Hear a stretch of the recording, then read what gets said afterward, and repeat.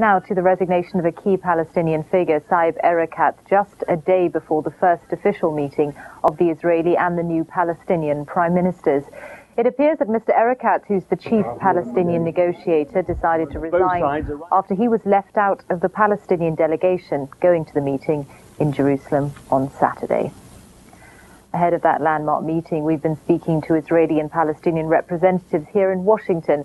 Mark Regev, the spokesman for the Israeli embassy, and Ghalib Darabia of the PLO mission.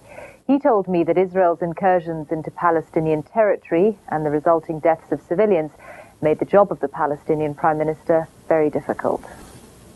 These steps really, Michelle, really undermines the efforts of any Prime Minister, not just Abu Mazen, to carry on the security track. And that's a very challenge job for any Prime Minister to move forward with the security aspect if there is no clear acceptance from the State of Israel to accept publicly the roadmap and in compliance with the roadmap to stop all its provocations and incursions and killing of Palestinian civilians. Mark Regev, this is an issue, isn't it? Your government hasn't accepted the roadmap, which is, after all, the only credible peace plan that anyone's come up with. I don't think anyone's claiming that the roadmap is some sort of diktat. On the contrary, the Americans have asked us to look at us, and they've asked us and the Palestinians for our comments, and we're following through on that process.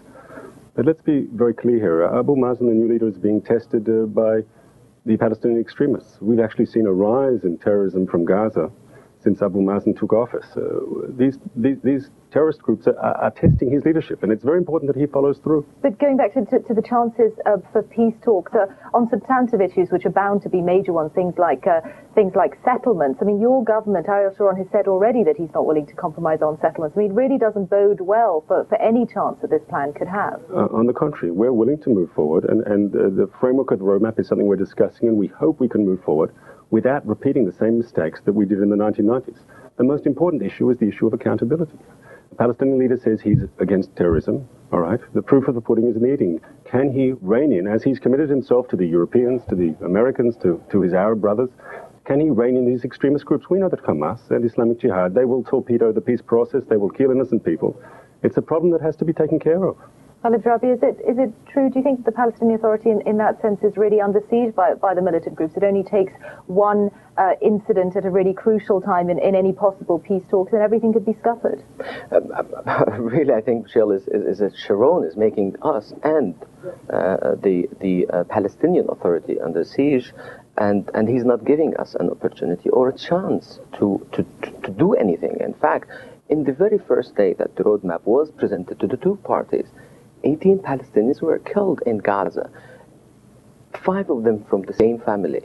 But one baby, 2-month-old baby, please, Michelle. And these are the actions that, as I said, undermines our serious efforts. And our Prime Minister clearly, in Arabic, as they always demanded, in front of our Palestinian Legislative Council, said, I condemn terrorism and we will collect all legal weapons, and there is only one authority, which is the Palestinian Authority. But I want to talk about of the substantive issues, the issues that are going to be the ones that will dog any peace process moving forward from this point. Now, from the Palestinian side, is there an understanding that the Palestinian side also has to compromise, that issues like the right of return might be ones that have to be looked at very closely? No, well, the roadmap is clear on that. The roadmap, as you probably know, the quartet and the Americans have been working on this document for 7 months, from May to December last year. It's only a 7-page document.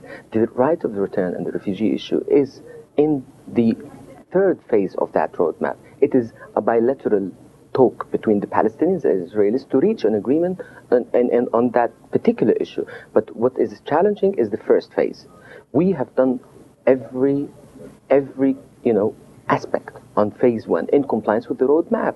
We have done the political reform, the economic reform, the constitution. All has been done, and Israel yet did not accept the roadmap 1, 2, as you said correctly, the settlements. The settlements, what is the settlement? I mean, how does the settlements really contribute to the security of the State of Israel? Mark Regev, I want to put this point to you. I mean, in terms of things that the Palestinians have done already, I mean, one crucial thing that your government demanded was that the fact it wouldn't do business with Mr. Arafat. You now have this new leader, Abu Mazen, to do business with. Doesn't that show the Palestinians' commitment to actually achieving some kind of change? It's definitely a very positive step, and we'd like to see a follow-through. But we know that Abu Mazen himself has been telling Americans, has been telling other friends and friends of the Palestinians that unfortunately Mr. Arafat is remaining significantly in control of the security services, of the financial situation. To say that Abu Mazen has all the power he needs to succeed is just not true. There aren't too many examples of 20th century dictators who've voluntarily given up power, and Arafat, unfortunately, who's been claiming to lead the Palestinian people for almost half a century, is not voluntarily giving up all his powers. We want the Palestinian reform process to succeed. We want to have a partner we can deal with. We hope it happens. It's yet to follow through totally.